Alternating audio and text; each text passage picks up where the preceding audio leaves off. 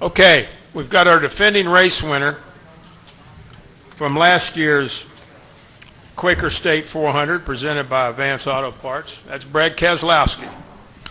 And Brad drives the number 2 Miller Lite Ford for Team Penske. He is certainly coming to a track where he says, I think he describes the surface as having great character.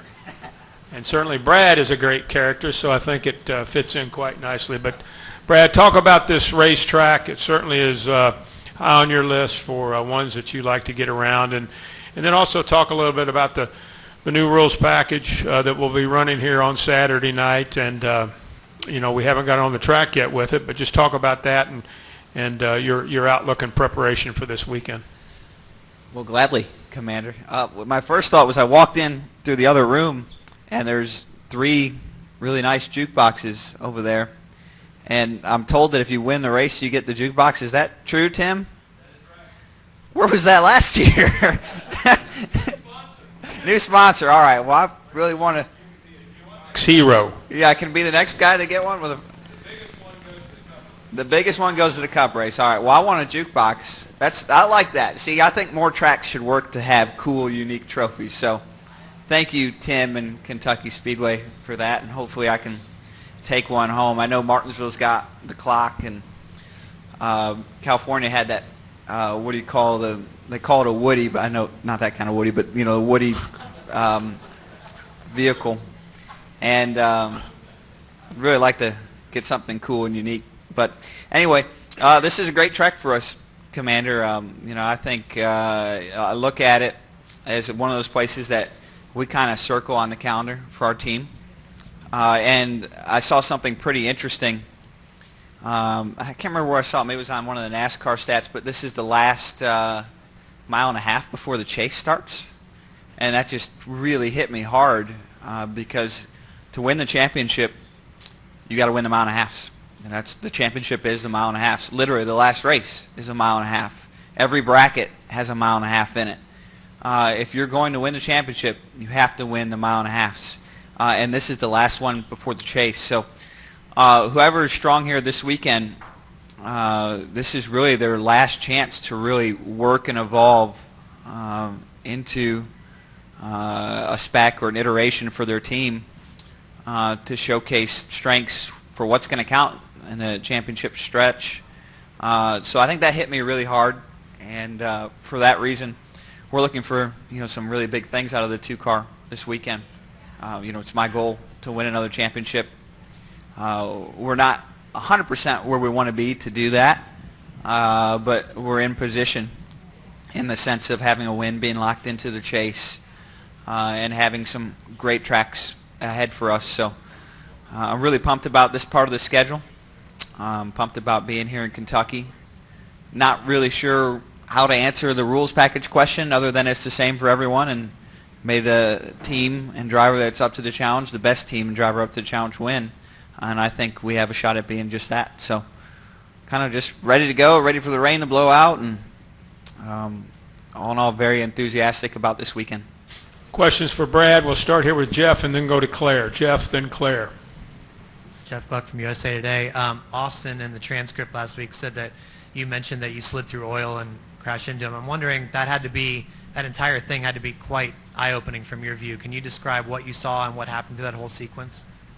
Yeah. The kind of sad part is I was kind of honestly embarrassed that I hit Austin that long after the wreck. A bunch of people asked me questions about it, but there was just so much debris that even being as far behind as I was, you couldn't slow down from 200 mile an hour. And that was frustrating. I felt very, very lucky when I got out of my car and went to Austin and saw that he was okay. I think those are really the thoughts that stick out to me the most. Just not a good deal. Did you have a view of the entire incident? Yeah, I had a little more view than probably I wished I would have had. But it was a spectacle for sure. Let's go to Claire. Two things. One, you don't really like talking about it right now, do you? Yeah, I think it's easy to get caught up on last week and forget the task ahead that is this week. And whether it's good or bad, I try not to do that. The reality is that's a restrictor plate racetrack. There's 4 of those races on the schedule, and we're through 3 of them. And so I still want to go to Talladega and win, but I'm not spending a lot of time thinking about a restrictor plate race. I'm thinking about this race for the reasons stated earlier. This is a really big race for seeing who's going to have what it takes to win the championship over the next few months when we get to crunch time. So I'm ready. I'm thinking about that. I haven't thought that much about Daytona. Also want to ask you, as a team owner in the Truck Series, what do you think that it will be like for the truck racers who are new at this track and haven't practiced here to race here? Has that thought entered your mind, and what do you think that they'll experience? Yeah, I went through that situation once personally in 2004. I went to Kansas Speedway for my first, I think it was my first mile-and-a-half truck race. And it rained and rained and rained and rained and rained. And we finally got to race with no practice, no qualifying. And they dropped the green. I just remember how crazy it was. None of the trucks were set up for the track, because you didn't have any practice. The drivers weren't really ready. And I think we wrecked like 10 or 15 times in that race. And I got caught up in one of them, which was really kind of devastating personally, because we didn't have a big budget or even really another truck at the time. But I remember it, and now when I look at it, and I went and told my 2 drivers, I guess the garage is that way, Tyler Reddick and Ryan Blaney, about that experience, and be ready, because they're not set up for the track, and the drivers aren't prepared. Usually, these are the craziest of races, so kind of just be prepared and try to get through it. Survival. Let's go to Kelly, and then we'll go to Reed, and then we'll go to my gentleman right here. Kelly, raise your hand. Kelly Crandall from PopularSpeed.com. Brad, I think the only mistake you made last year was cutting your hand in victory lane. Given the dominance of last year, and you mentioned the importance of this race being the last mile-and-a-half before the chase, is there anything that that works from last year that you can carry over to tomorrow given the new rules package? Well, I think to correct you first off, Kelly, Paul would tell you I made a lot more mistakes than that. We rewatched the race yesterday in the hauler while it was raining, and he pointed out a bunch of them, so I get a good reminder of those from both my dad and Paul. But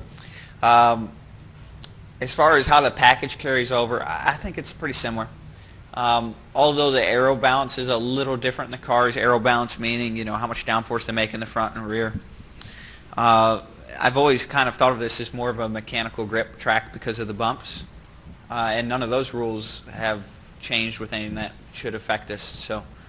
The cars are still on the ride height rule where they're let down and all that. So I think most everything carries over, or at least we hope, because that's how we're going to approach it. Let's go to Reed. Raise your hand, Reed. Reed Spencer with NASCAR Wire Service. You were talking about this being the last mile-and-a-half before the chase.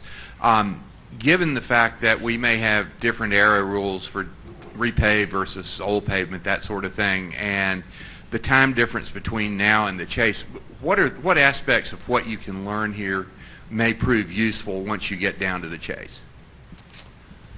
Well, certainly if NASCAR goes with this aero package for the chase, which I can't speak for them if that's the plan or not, then there's a lot to be learned that will carry over, which is probably the biggest thing.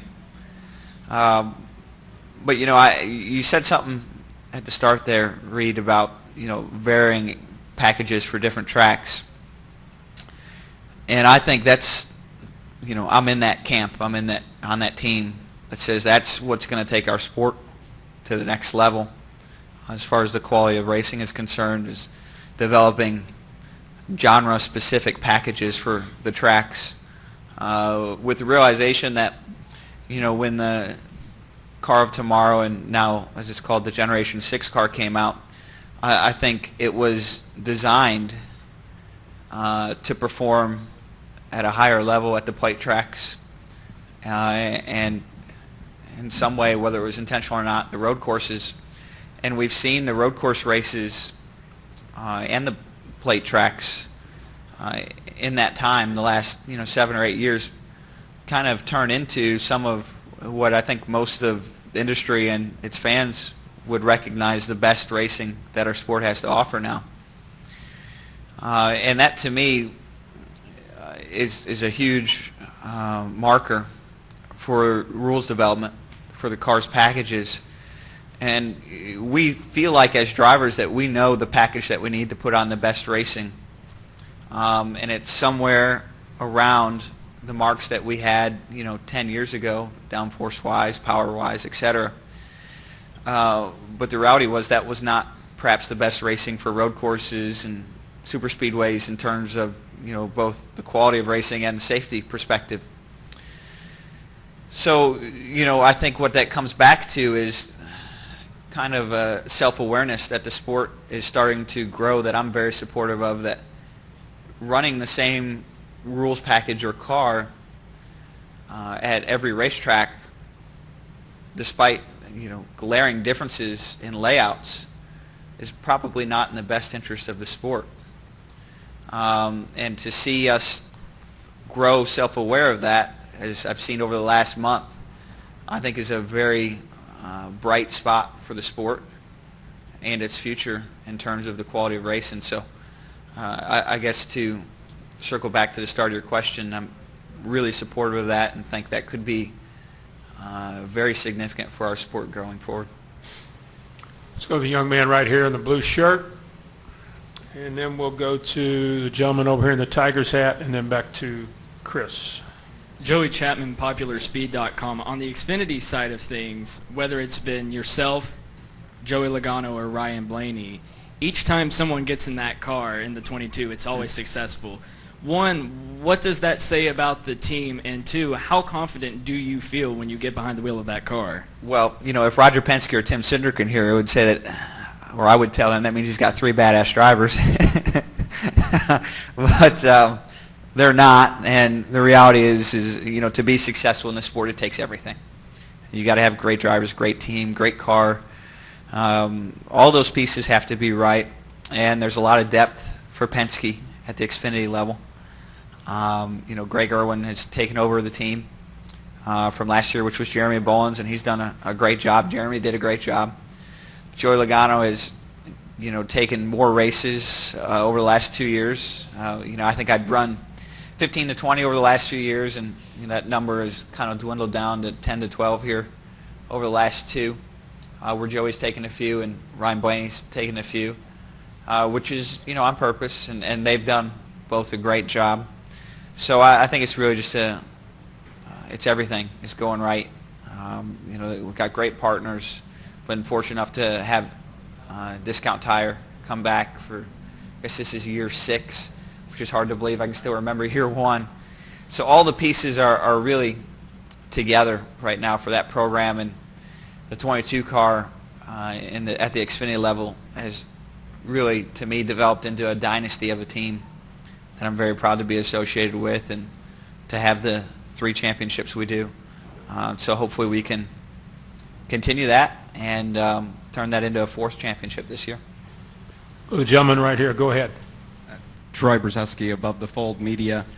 I lost you. I'm sorry. Oh, there you are. Good to see you. When a team tests at a track, whether it's a tire test or a private test, and the track goes green or the weather conditions are different, what portion of the information that you learned goes out the window? Not that much, honestly, because when we test at a track in general, it's green. So, it takes a little bit of time for us to get it rubbered in and get going.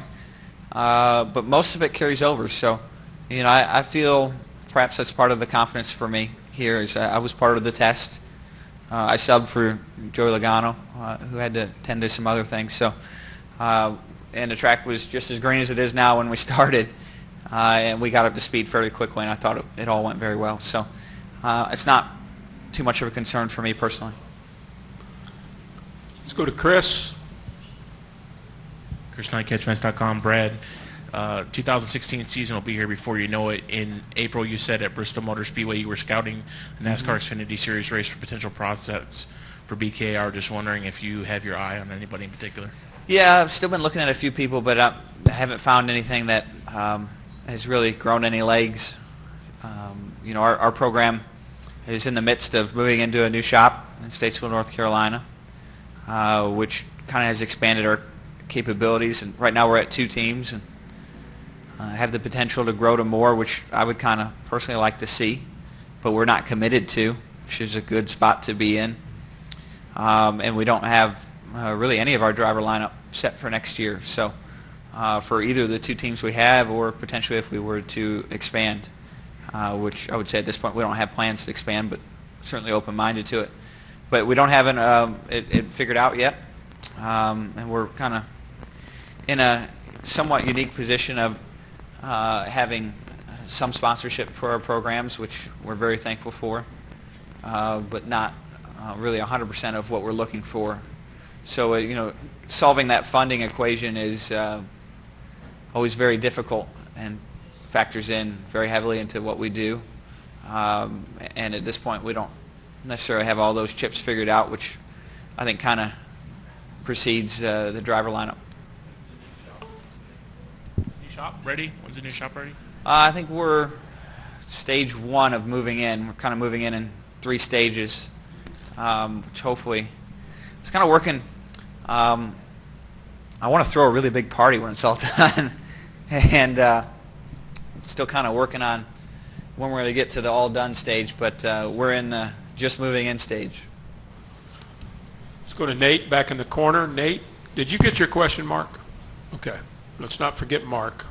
I think I almost forgot him, but I didn't. Let's go to Nate, then we'll go to Mark, and then Jeff. Nate Ryan, NBC Sports. Brad, going back to what you were saying about reviewing the race with Paul, I'm just curious, is that like a regular thing? Was that a rain delay thing? And does that work both ways? Do you get to be critical of his tactical prowess as well? I'm not.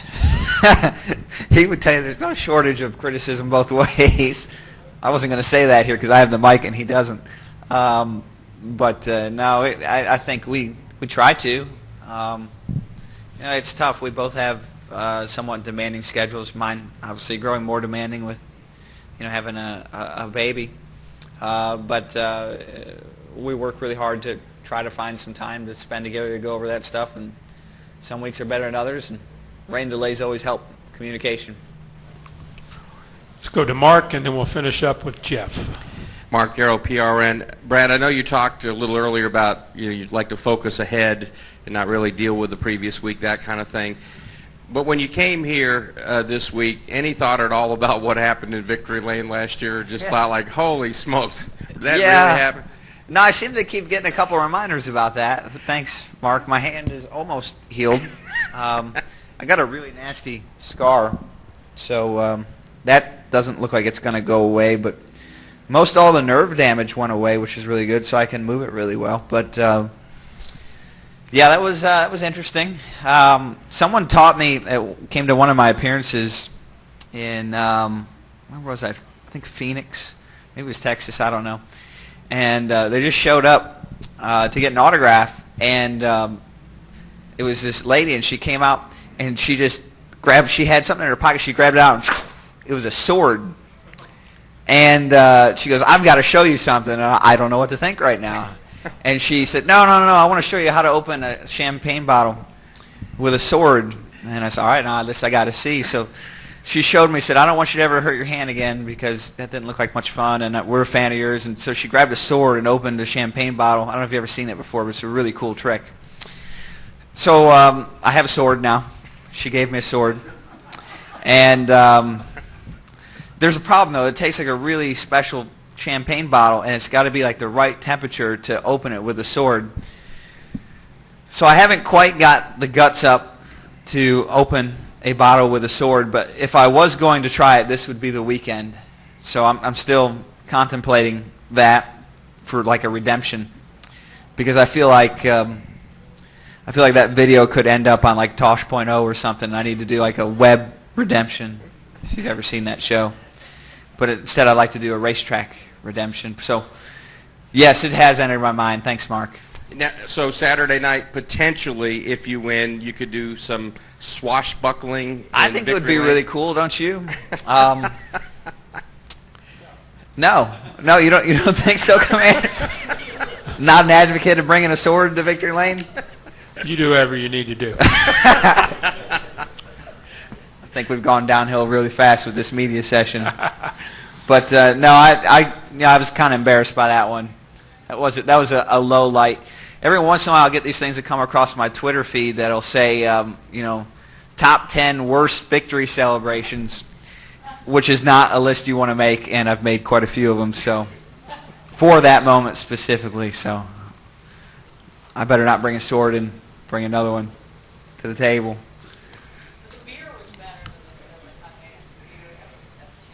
Yes, thank you. I did have a lot of fun. That was one of the best victory celebrations. Yes, it was. Claire. Thank you. Final question, Jeff Gluck. Yeah, I'm just sitting here thinking about what you said at the start of the news conference and not really wanting to reflect on it very much. And I was just kind of wondering, is that because you were shaken at all or a little bit scared about what happened at the time? Like, when you hit him, maybe that frightened you a little bit, that what could happen there? Yeah, I mean, yeah, probably. Race cars are very, very well designed and built for high impacts. They're not ever going to be very well designed for multiple high impacts. And so, when I hit Austin the second time, I saw his first impact, and I knew when I was going to hit him the second time that his odds were a lot lower of walking away. But thankfully he did, so it worked out. Brad, thank you very much, and All right. certainly good luck Appreciate this it, guys. weekend at Kentucky. Thank you. Thank you.